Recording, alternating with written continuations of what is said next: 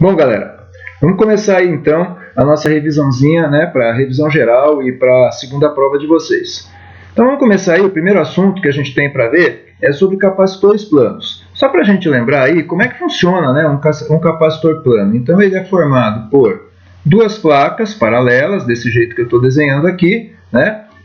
Normalmente é criado um campo elétrico em que vai ter um lado positivo e um lado negativo, e aqui no meio dessas duas placas, como a gente já falou antes, existe um isolante, um dielétrico, de modo que então não vai passar corrente, só vai criar então um campo elétrico aí. Então entre essas duas placas positiva e negativa, a primeira coisa importante é que você vai ter então um campo elétrico uniforme sendo criado, e que vai ser inversamente proporcional à distância e diretamente proporcional à diferença de potencial, é a fórmula do EDU, tá? Uma outra importante aí quando você estuda o capacitor é a fórmula do fabricante, como é que ele é fabricado, né, para dar a capacidade ou capacitância dele. Então a capacidade do nosso capacitor, ela vai depender do quê? A gente usa para isso a chamada fórmula do KD. O que quer dizer a fórmula do KD? Que a capacidade ou capacitância de um capacitor depende da área, essa área aqui, ó, em metros quadrados, da distância em metros entre as placas e desse cara aqui, desse E, que nada mais é do que esse amarelinho que está aqui no meio. Ó. Ele mede justamente o quê? O que a gente chama de rigidez do dielétrico, tá? Então, isso aqui, ó, é um isolante que a gente tem aí nesse meio, tá? E ainda, para finalizar, a gente sabe também que a carga armazenada no nosso capacitor, que na realidade a função dele é essa, né? É armazenar a carga. Que a carga armazenada no nosso capacitor, ela vai depender de duas coisas. Da capacidade dele, quer dizer, do quanto ele é capaz de armazenar, e também da diferença de potencial U, tá? Então, essas são as fórmulas aí importantes que a gente tem que conhecer para o nosso capacitor. E o exercício que a gente vê ali diz assim, ó, um capacitor plano é carregado com uma bateria. Em seguida, com a bateria desligada e o capacitor carregado, as placas são separadas até o dobro da distância anterior. O que acontece quando eu separo as placas e aumento a distância entre elas? Olha só, pessoal, se eu aumento a distância, o campo elétrico vai diminuir. Se eu aumento a distância, a capacidade vai diminuir. Porque a capacidade, ela depende do campo elétrico. Então, veja bem, ó, aumentei a distância, diminui o campo elétrico. Consequentemente, se eu aumento a distância, a carga elétrica de cada placa dobra? Pelo contrário, vai dividir por 2, vai diminuir, porque eu diminui o campo elétrico. A carga elétrica reduz a metade, de cada placa se reduz a metade, a carga elétrica de cada placa se reduz a metade, a capacitância dobra, a DDP entre as placas dobra, ou o campo elétrico entre as placas se reduz a metade. Olha o que acontece. Se eu estou com o capacitor carregado e dobro a distância entre as placas, automaticamente a capacidade vai se reduzir, né? Ó, aumentou a distância, a capacidade reduz a metade, tá? E aí o campo elétrico entre essas placas vai reduzir a metade também. Portanto, a resposta é a alternativa E para esse exercício aí. Coisas importantes que você não pode esquecer sobre capacitância e capacitor. Num capacitor não passa corrente I. Primeiro. Segunda coisa importante no capacitor, que a carga elétrica dele é proporcional à capacidade. E é essa a função dele, armazenar carga. Ele armazena carga, ok? E aí as formulazinhas que a gente, então, acabou de falar aí para você. Próximo exercício diz o seguinte. Durante uma tempestade, relâmpagos e trovoadas, uma pessoa vai estar mais segura onde, gente? Bom, o que acontece quando um raio aparece aí, quando um raio ocorre, né? Ocorre mais ou menos o seguinte, aqui a gente tem uma nuvem, né? Aqui está a Terra, e aí, para um raio acontecer, vai ocorrer basicamente isso aqui, ó. Vamos supor aqui uma nuvem muito carregada positivamente, Então ela está muito carregada aqui positivamente. O que essa nuvem vai fazer? Ela vai, por um fenômeno que a gente chama de indução eletrostática, começar a atrair cargas negativas aqui para a Terra. Num certo momento, esse espaço, que é como se fosse um capacitor, isso aqui, ó, esse espaço aqui que é isolante, tá? Ele é vencido pelo campo elétrico que está sendo formado, muito intenso aqui, entre as cargas positivas e as negativas, até que finalmente, num determinado momento, quando é vencido esse dielétrico aí, o que vai acontecer? As cargas negativas vão subir para a nuvem, para neutralizar a nuvem, tá?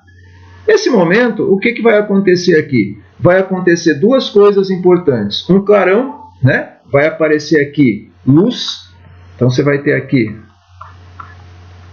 luz, e você também vai ter um som, que é o trovão. O que é a luz?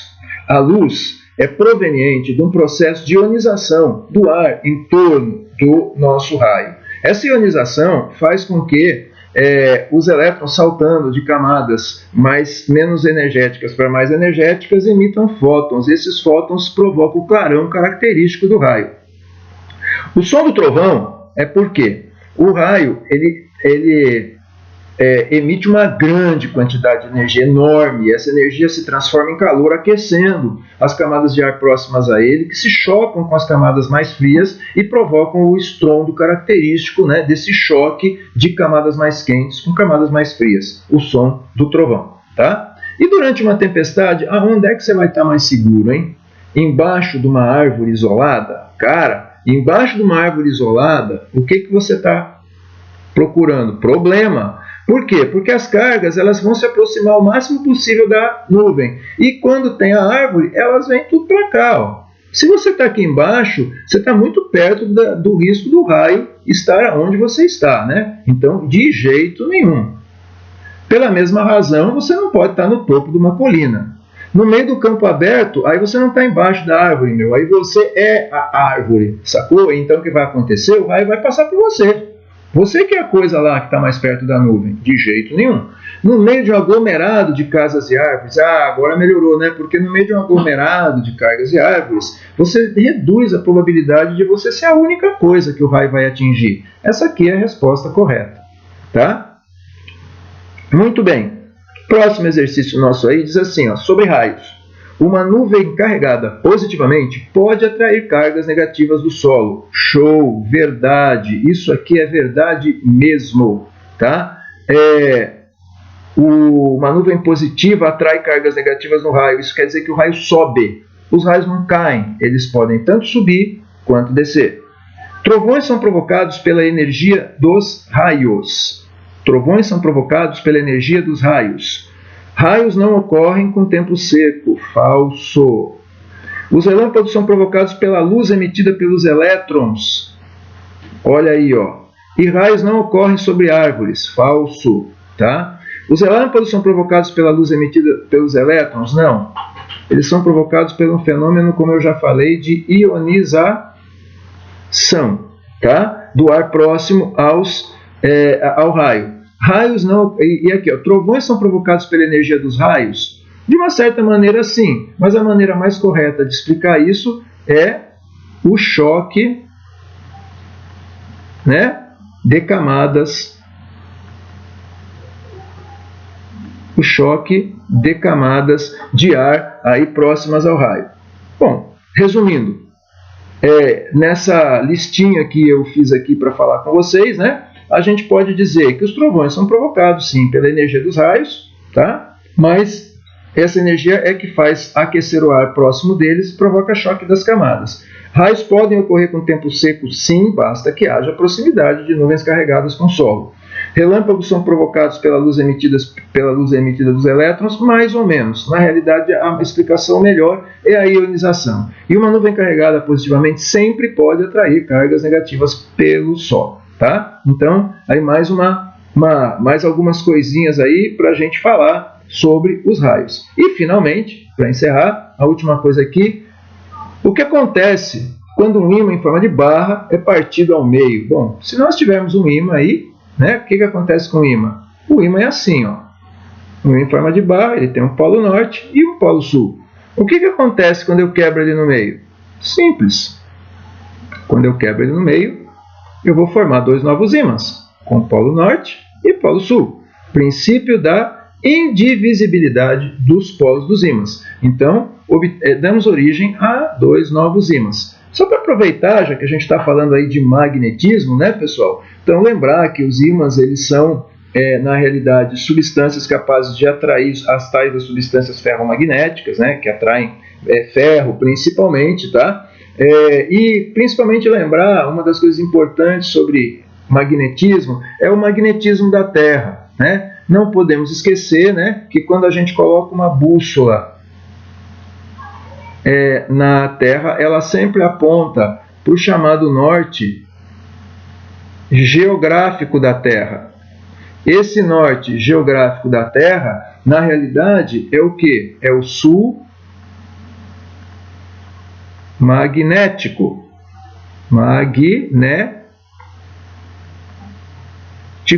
Então, olha só. O polo norte da Terra é o sul magnético, que atrai o norte da bússola. Tá? O sul da bússola, ele vai ser atraído pelo norte magnético da Terra. Aonde está isso? Está no polo sul. Tá?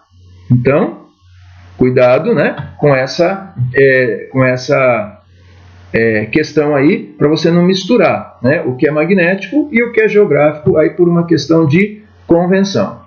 Beleza, pessoal? Tá aí, ó. É uma revisãozinha simples, rápida, mas a prova também de vocês está simples, está rápida. É uma ideia básica mesmo para uma segunda prova aí de recuperação. Boa sorte para todo mundo. Valeu, um abração, professor Aires.